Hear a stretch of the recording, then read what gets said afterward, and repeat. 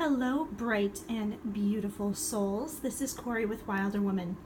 And I know it's a couple weeks, well, almost a month early, but I wanted to switch out my altar space for Mabon coming up and also for the fall season. I'm recording this on my phone, so I apologize for the shakiness of the camera. But I will go through my altar space here and let you know what I've decided to put on here. So starting over in this corner, just for reference, my dresser faces south. There's not a whole lot I can do about that. My working altar always faces north, just for your reference. This is my my bedroom altar. So I do have, this is my rune set that I got from Alaska Laser Made on Etsy several years ago. So as you can see, they are well loved, well used. This is the rune set that I purchased when I first began working with runes. And of course with my nails I can't seem to pop the runes out here. But they do have this dragon design on the back of each rune tab.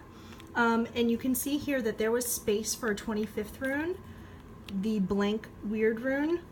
I don't read with the weird rune. When I do read runes, I stick to the 24 Elder Furic, so that's why that one isn't in there. And then I have my custom-made story goddess from Bridget's Grove. She always sits on my altar, at least in my bedroom. These are my mother's ashes. So I do put her out for the fall season, for Samhain especially, because I do a lot of ancestor work and I do a lot of communicating with my mother at that time. I communicate with her all the time, but it felt appropriate to bring her out early, so I did that.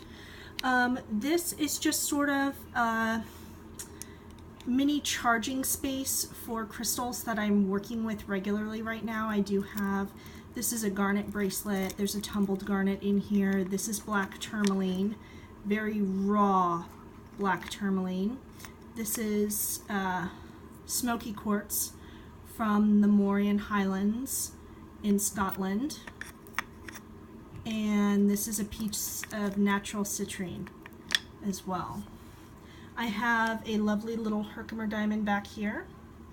I have a fall horned god, also from Bridget's Grove. I have a lovely scented candle back here that I use for fall. Some jasper in the back, a gold candle for the Lord. And then I have a little onyx raven, a clear quartz crystal that I've been using as an energy storage. This is my newest little cast iron cauldron.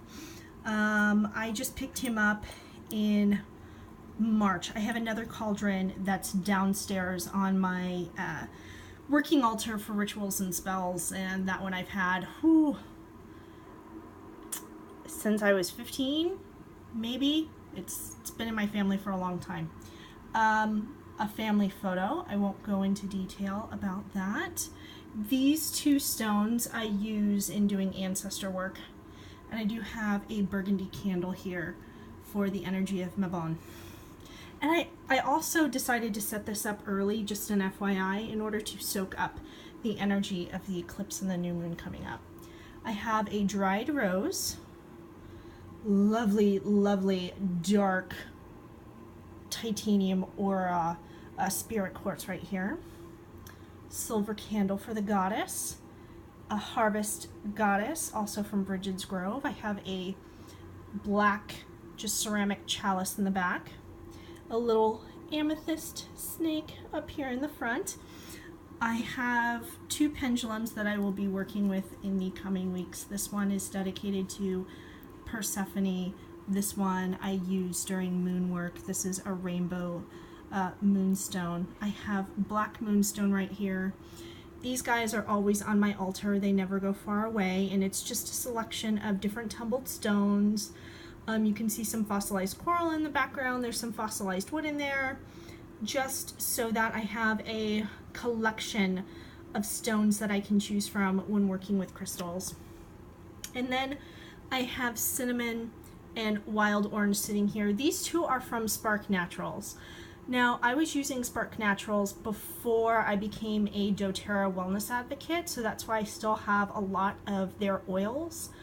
I don't really purchase any new oils from them, but I'm definitely going to use up the ones that I have, and I do have quite a few of them. So these two are sitting here charging on my altar because cinnamon and wild orange combined smell like heaven and signal to me fall. And so that is my space so far. Oh, and this is just a hunk of Palo Santo wood here that I will use to smudge. It's not as intense as sage, and the hubby's a little bit sensitive to smell. So that's why I bring that up here rather than incense or sage bundle. And that's it, my loves. This is my altar. Now I will go and do a mini ceremony to dedicate it and just allow it to soak up all the yummy, juicy eclipse action here coming up. I will see you in my next video, beautifuls. Blessed be.